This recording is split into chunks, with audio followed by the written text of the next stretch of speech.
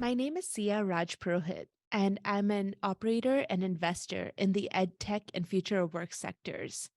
I lead the Edtech vertical for AWS Marketplace and also run a VC fund called Pathway Ventures that invests in early stage companies that are changing the landscape for earning, learning, and community building. Very excited about today's conversation. I think there's a lot of things, a lot of synergies, a lot of mutual kind of stuff that we both are building. So I can't wait to unpack a lot of the things that you're building at the AWS and also in your own fund. But before we do that, give us a thumbnail version of your career prior to this. So I've been working in the ed tech and future of work sectors for about 10 years now. Growing up, like I was an immigrant, I moved here when I was 6 with my family. And throughout my 12 years of school, I lived in 5 different cities and tried the whole like gamut of education out. I went to public school, private school, charter school, like basically got to experience all of those pieces. But I got really excited about education and the impact that we can have in the space when I was an undergrad. As an undergrad student, I was really struggling with how engineering was being taught. Now it's common knowledge, but the whole one size fits all model really wasn't working for me and a lot of my classmates. So I ended up doing this research project that became a book about America's job skills gap that I published in my second year, 2012, which is the same time that Udacity and Coursera and all of these great companies were coming up in the education sector to fix those same problems that I experienced as a student and as a researcher. So since then, I've been working in the sector, trying to help more people like feel less locked out of their career potential. So in my career, I've been early at Udacity and Springboard, and also worked as an investor with GSV Ventures. For the past 2 years, I've been at AWS working on different edtech problems and trying to help build more solutions in the space. And I also run my VC fund to invest in early stage companies in the sector. Very diverse background, and appreciate you sharing some of the insights, especially, being a fellow immigrant to this country. I can definitely relate to a lot of the things that you had gone through, professionally and personally. So I can't wait to unpack some of that stuff with you as well. Can you tell us a little bit more about your current role with AWS in EdTech space, and what type of a problem are you solving there at, such a big organization as Amazon? Absolutely. So Amazon is doing a lot of great things in education right now. My big focus area is on this problem that so much great technology is being built by ed tech companies and founders and builders, but it's not making it into the hands of learners. It's common knowledge now, I guess. The procurement process of buying ed tech tools is so cumbersome that school districts often don't get to engage with the newest technologies, and neither do like companies as they upskill their workers. And so the problem I'm trying to help solve with AWS Marketplace is just helping get that technology to learners faster. AWS Marketplace is trying to do for B2B software buying what Amazon.com did for consumer products, making it super easy to like find, test, buy, and deploy new types of software solutions. So at AWS, I work with companies like Pluralsight and Coursera in the workforce development space, and with companies like Blackboard and D2L in the K through 12 space. And we find avenues to help them get to their end customers more quickly and effectively through AWS's network. Tell us a little bit about the process of landing that job at AWS. You mentioned you've been there for a couple of years now, and very colorful background from other companies that you've mentioned where you worked before, but going into such a, reputable technology giant as Amazon, I would imagine there was some type of a, transition period. Tell us a little bit about that early stage kind of career when you were applying and trying to get the job at Amazon. Maybe tell us a little bit more about the interview process. Would be curious to get some insight into that. Absolutely. So I had a little bit of a unique experience joining Amazon, which is that one of my mentors, who has been a long time EdTech executive, is a director at Amazon. And he's like, we're building up this vertical. Do you want to come join? And so that was a really interesting change for me because I'd always worked at these early stage startups and VC firms, which have like 10, 12, 40 people max. So it was a very big difference to join something like an AWS. But the reason I was so so excited is AWS internally often does operate like a startup. It gives the same type of ownership and expects that from people in order to kind of come build whatever that they're working on from 0 to 1 often. So I really like that. I think Amazon's leadership principles, which is how the interview process works to answer your question, looks for people who have that ability to kind of build, have ownership, dive deep into different types of new areas, and come up with some tangible outcomes. So the Amazon interview process entirely focuses on these 14 leadership principles Amazon has and asks like different types of candidates to like share stories when they've demonstrated those principles. And I loved that process because I got to share all of like I think the Amazon LPs are very similar to how like startup LPs are. And so we're able to kind of relate on that. And that's what I encourage candidates to do as well. Very interesting. So I can't wait to talk about this a little bit further when we're going to touch upon some of the strategies you currently deploy and advise some of the portfolio companies that you invest in when it comes to recruiting, hiring, and retaining the top talent. But from a standpoint of you also launching your own fund, you have experience working at, a venture capital firm prior to this.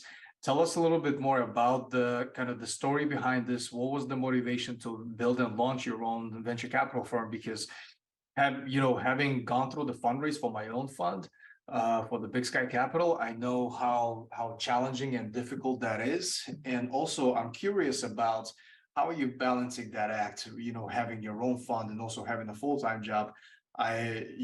Running a fund is is three full-time jobs of its own. So I'm curious kind of just to get your a little bit of a take into that. So just, I know it's a multiple questions in one, but if you can help us unpack that, that would be interesting.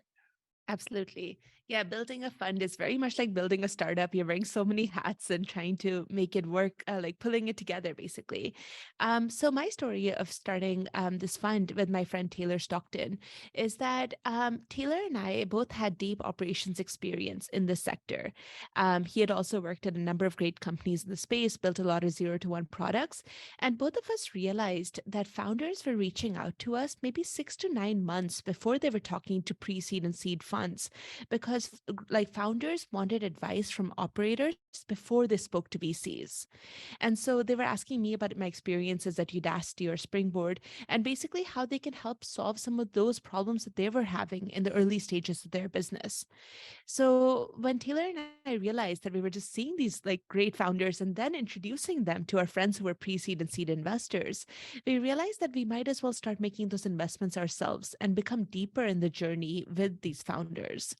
So that's when we started ideating. This was like the fall and winter of 2020. And then in 2021, we launched Pathway with the help of LPs who basically knew us, like people like professors actually who had taught us in grad school. One professor had actually introduced me and Taylor, which is amazing. And basically other edtech executives we had worked with all gave us the first capital. A lot of them are small checks, but honestly, we just wanted to prove out our ability to make those investments and start getting some of the structure in place for the fund. So over the past year, we've made a number of investments in like pre-seed and seed companies and are excited to kind of continue that journey. We see that there's a lot of power in being operator investors because we get to use our day jobs and the insights we learn as we build products to help those founders like be more successful. So it's really cool for me because I get to meet all sorts of edtech companies through the fund and through AWS and basically just help support the entire ecosystem. The practitioner side is, I can definitely relate to that. And quite a few LPs in our fund are practitioners themselves. And that's what we wanted to focus on, to bring the folks that could definitely be of value to the portfolio companies that we invest in. So what you're talking about, the strategy behind your fund makes a lot of sense, and it's very clear.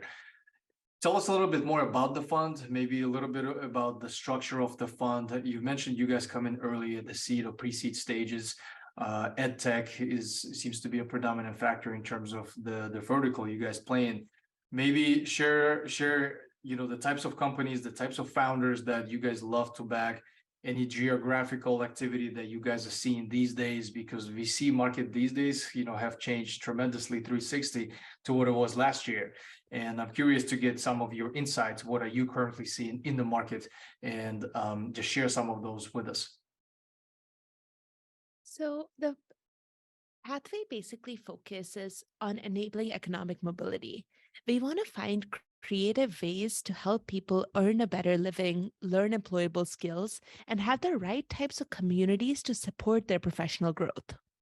So we think a lot, again, coming back to my own struggles as an engineering student who was so afraid of not being able to land the types of jobs I wanted because I was not able to understand engineering skills in like a way that made sense to me. Like feeling of being locked out is what we try to tackle with the products that we support at Pathway. So that is our big area of focus. It is pre-seed and seed, mostly North America, but we're thinking of going more international in the coming years. And the types of founders that we like to work with are the ones who are very like non-traditional in their own education and learning journeys.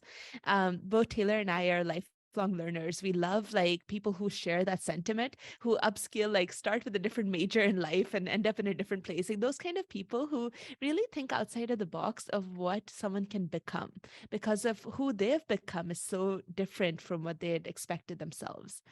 So those are the kinds of non-traditional founders we like working with. And then our key areas of support are basically we think a lot about like product development, go to market, and also building the right teams to help achieve that growth. Give us a glimpse into some of the initial sessions, initial meetings that you have with the founders when you meet them for the very first time. Maybe share some of the questions that you love asking them, and more importantly, what do you look for in the responses when you meet the founder for the very first time that really helps you uncover some of the personality and just who they are as a person, who they are as a founder, that really helps you shape some of the decision making structure, whether that's a VC backable opportunity or it's something that's maybe not the right time for that. So would love to get your insights into that. So, as most pre-seed and seed investors, we focus a lot on this like founding team, and the reason is that they don't typically have the metrics to prove out how big the business can get at that point. So it's basically the team, their vision, like how quickly they work and iterate that determines whether it's a fit for us at that stage. So what I love asking about is basically an every individual story with the education system. And what I love is that like everyone has such a unique perspective when they're building in this kind of mission oriented sector. They have such a unique perspective on why they care about education. And so I get to hear all of these amazing stories about like people's grandparents, people's parents, or their own education struggles and what problem they want to solve because of that. So it's again very rewarding. I know that in other sectors people build for other reasons, but in education mostly you build because there's something that drives you to like try to fix that problem. So I really love hearing those stories, and then also understanding the vision of where they want to take the company. Of course, like people who think big are like really inspiring, but also people who start small and iterate quickly to discover that bigger problem are like super unique. So I love when people are like, I started by just asking my friends if they needed this product, and then turns out more people needed it, and then just kind of build up from there. Because that's honestly like how I experienced like building my book, for example. I started sharing notes with my classmates. I'm like, hey, I know you're struggling with engineering school too. Here's what I learned. And over time, it became common enough that many people at the university had my notes. And then I was like, maybe this can become a book for other students to use too. So any great, like I think product or experience starts with just having people who are deeply connected to the problem that you feel connected to. And then that builds a community of potential users or partners. It seems like you guys have been deploying capital for a short period of time now, I guess about a year or maybe 2 years. Have you had your encounters when it comes to anti-portfolio? Maybe tell us a little bit more about, the unique opportunities where you had an opportunity to invest, but you decided to pass on that. And more importantly, what did you learn from that experience, and how did that impact or shape your investment thesis or investment strategy, if it did? Very early, so our anti-portfolio is still kind of short. It's going to grow for sure. I think my biggest regret right now as an investor is that our fund wasn't set up in time to participate in on deck's early round. the On Deck Fellowship is something I've greatly benefited from, and a lot of met so many close friends and collaborators from, and really wanted to make that investment. But setting up a fund in the back end is quite tedious for anyone who's gone through that process, and we just weren't in time for that. So obviously, On Deck has grown a lot. It has evolved a lot. There have been ups and downs for the company, but that's a journey I wish we were a part of as well. You've mentioned a very important element that not a lot of people have visibility into, just the back office and the overall infrastructure of a venture capital. I I can definitely relate to some of the challenges that you talk about with that, the process that we had gone through, that it's a full-time job of its own to set up the infrastructure, the back office of, for a venture capital firm. Tell us a little bit more about that. What are some of the challenges that you guys encountered? Maybe share what type of platform are you guys currently using? What are the advantages or disadvantages? Just a little bit of an insider look for, an outsider view, because not a lot of people actually have that visibility into how a lot of the venture capital firms are set up. Yeah. So very complex question because there's so many different options now, which is a good thing. But then the tricky part is that there's a lot of complexity that first time founders have to navigate in order to identify which option makes most sense. And like early stage founders, early stage investors are very frugal because we don't have that much capital to experiment around and play, or like even like pay for every deal that we do. So for us, like honestly, we started off in a very scrappy way. Like everyone else, we used Notion, Airtable, like those kind of early tools to just start building up our database, start building up the different types of pipeline elements. And then over time, we of course investigated AngelList, Carta, Sidecar, Vector, all of the different solutions for building the back office. For the next fund, we're most likely going to go with Sidecar, just because it gives a lot of that flexibility for first-time builders. And but over time, we hope to be able to like grow and like use some more of these more complex tools, which are much more expensive for early stage investors. I got you. Yeah, and I'm very familiar with Sidecar and the founders of that company, which is very impressive what they're building over there. To take this a little bit further, we've talked about your criteria or your strategy when you interview or you meet the founders for the very first time. Maybe from a standpoint of your current role at AWS, and when you hire, members of your team or those that are joining maybe your organization. Tell us a little bit more about that interview process, that selection criteria. How's that different from, the process when you talk to the founders? And more importantly, also share the what are some of the things that you look for in the responses when you meet the candidates, types of questions you ask, and what really helps you uncover some of those strengths and weaknesses that could potentially impact your decision, whether, to bring that particular person onto your team or not. Got it. I'll answer this question in a couple of different parts because hiring, obviously, at a startup, very different than hiring in big tech, and also very different from Amazon because Amazon has its own peculiar way of hiring. So I'll answer in all three of those parts. First of all, for a startup, I think that there's this metaphor that people use between like an athlete and a surgeon. And I think that piece is really important because as an early stage startup, you often need athletes, people who can just like run, be really good at a range of different skills as the business grows. And over time, as a business matures, you need surgeons, people who are very experienced in the exact problem that you're trying to solve and can come in and go deep in that. So, as like, I mean, when I joined Springboard, for example, the team was about 15 people. And at that time, most of us were athletes. Basically, we were like like high powered generalist who could do a range of different types of projects. And that's what Springboard needed at that time. Basically, it was just like I joined as a first business hire. So I solved all sorts of problems, such as like, which new market do we expand into? Which new vertical do we launch into? And how do we get a new office space? Right? Like all of these like range of different types of business problems that like the business team tackles. And just being able to take that nebulous problem and turn it into like a strategy, build some structure and process around it, and actually go execute and move us into a new country or move us into a new office, like all of those kind of things for outcomes. And so when hiring for early stage companies, basically what I look for is like that generalist, high powered, like excited and intense personality. So they're like, I can do any type of work. No job is too small. No job is too big for this, and are able to run with that process. And honestly, I believe that everyone who works in tech should have some like level of experience or have at some point worked at that early stage company, because it really stretches you in such unique ways and takes like all sorts of like these kind of problems that like in people who only work in big tech have never even experienced.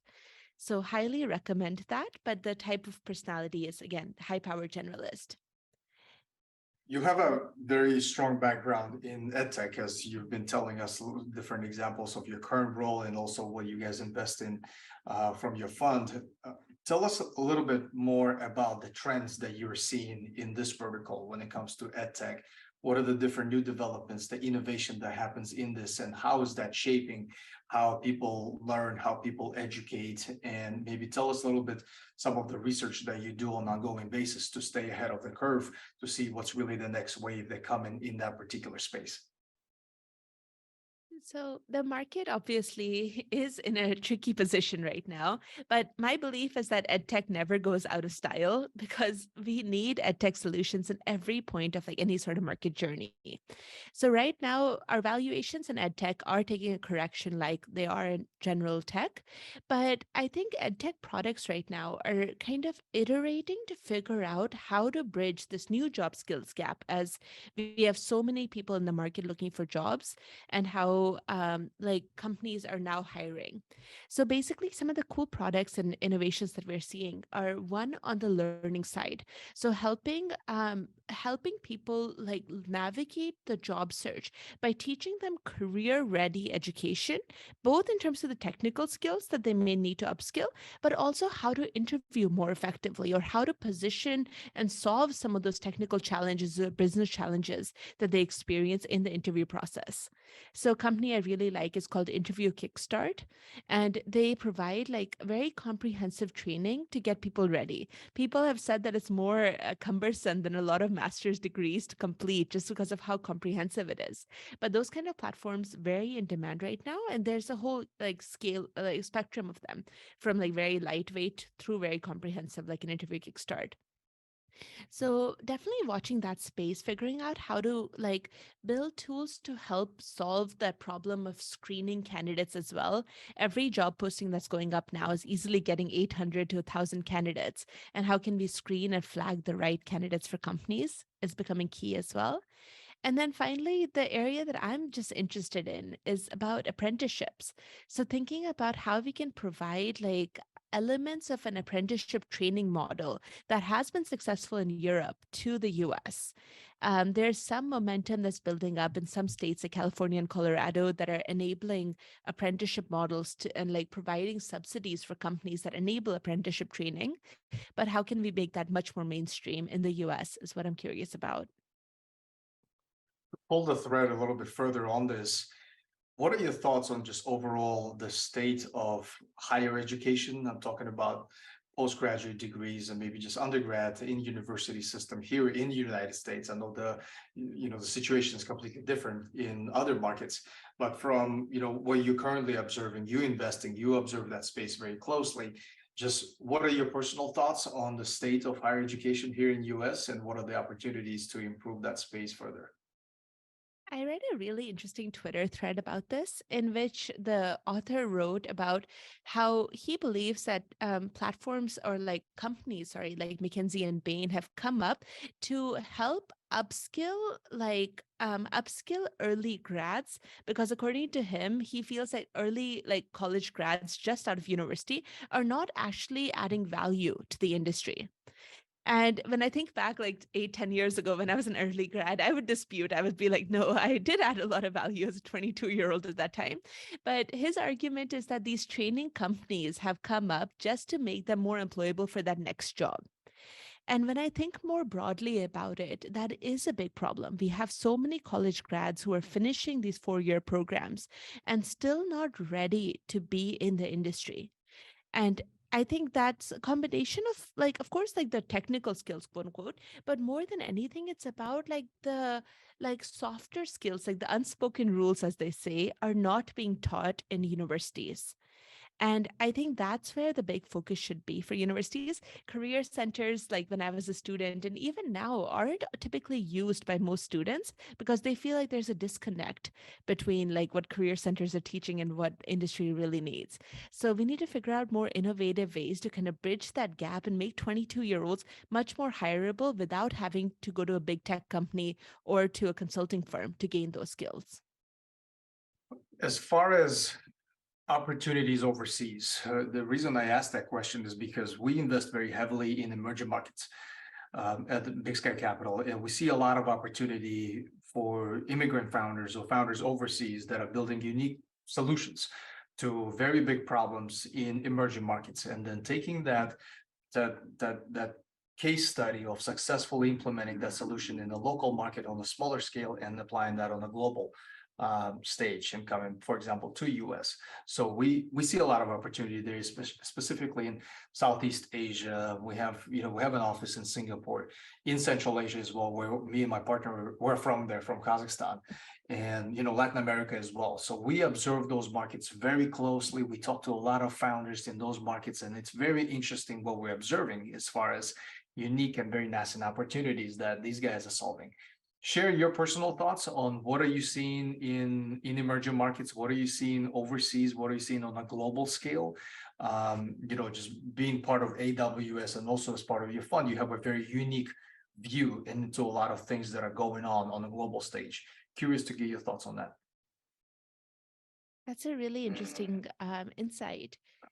And yes, we are starting to see the first stage of edtech companies that originated maybe in India or Southeast Asia expanding more globally. Like, for example, in the workforce development space, Upgrad, which is one of India's largest workforce development companies, is now expanding to the US. So it's interesting to see that. And I think it's something that we're tracking, right? Because the learner profiles are very different and the problems are very different. In India, there's like a very large population of young adults who are looking to upskill and learn from platforms like Upgrad. And in the US, that demographic is slightly different because the element of credentialing and those kind of things vary a lot between the two countries. So curious to see how that expansion happens, but it's just starting. So the results will take a little bit of time to see. Mhm. Where would you like to take your fund next? Where do you see this going? Where do you see this growing? Are you looking to stay strictly in the edtech space, or do you see you guys expanding from there? Just share some of the vision, short term and long term. Where do you see your fund evolving into? So I see us like, I mean, expanding within the edtech and future work realms, thinking more about like every part of how individuals earn a living. So what I'm super excited to get into the future, which we haven't invested in yet, is thinking about like ways to monetize from different types of creators, different types of fractional roles that exist, and like thinking about how people can monetize their skills and time in more unique ways. So I really love following those kind of trends and seeing like, of course, like with AI and LLMs, there's just so much more potential to use different elements of time and resources to kind of build new business and monetize in creative ways. So that's what I'm excited for us to expand into. But I do think my life's like work is focused on edtech and workforce development. So it's going to be in this range for sure. Yep.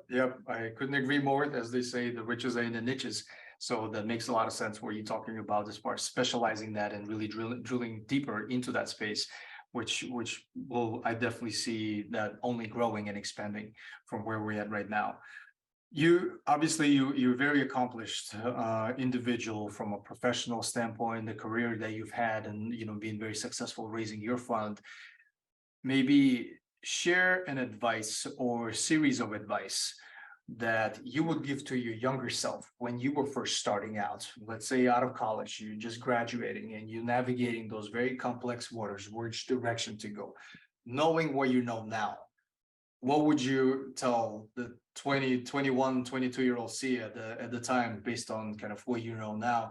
I realize how loaded of a question that is, but talk us through some of the things that come to mind first. So, I think the first thing that comes to mind is about being prepared that setbacks will happen and being okay with them. So, when you're 22 finishing undergrad or 26 finishing grad school, like me, you're just like, okay, now things are just going to get better and better. It'll be wonderful. But a good manager of mine told me that in every decade, there's going to be one or two down years, inevitably for everyone. And it's something that I think more young adults should know about. Like, yes, things will not work out. You may not get the dream job you wanted and were a perfect fit for, right? Like, your company may shut down. Like, any of these kind of things may happen. And as my younger siblings are now experiencing, as they're 21, 22 right now and entering this job market and realizing that even like FANG companies pull back like job offers, like anything can basically happen in terms of setbacks. But in during that time, recognizing that first of all, it's not you're not alone almost. I healed a lot during my setbacks of like not getting those ideal jobs and those kind of things by healing through community. Met a lot of different people. They learned that they all had like different types of setbacks despite of how successful they were now. And being able to relate with them, and then when you're in the midst of that like rejection, just being able to put kind of one foot in front of another and be like, okay, well, like see your career as like a series of different like pipelines of opportunities, and you're like, okay, this route didn't work, what else can I do and build to keep moving forward? I think that resilience is super key for anyone to have an interesting career.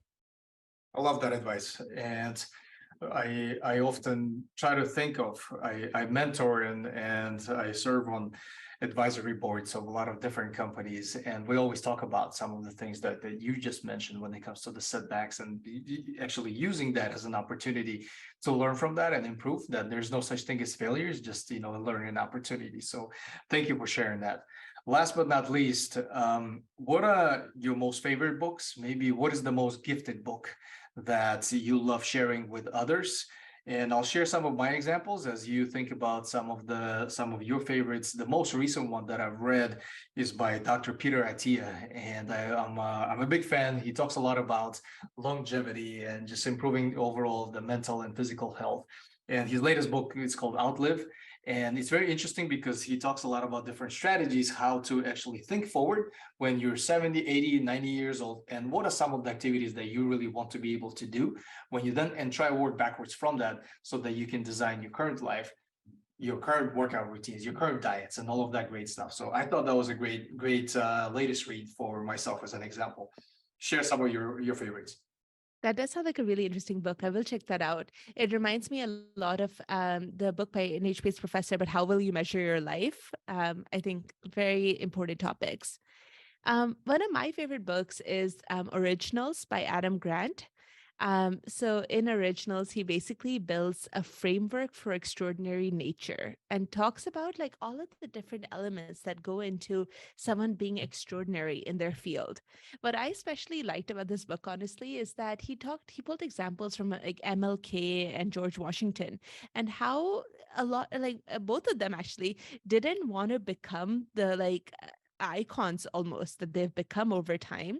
Initially, like MLK is like, I must focus on my college tenure professor like route, and but the community kind of uplifted them into this role just because of the work and experiences that they do.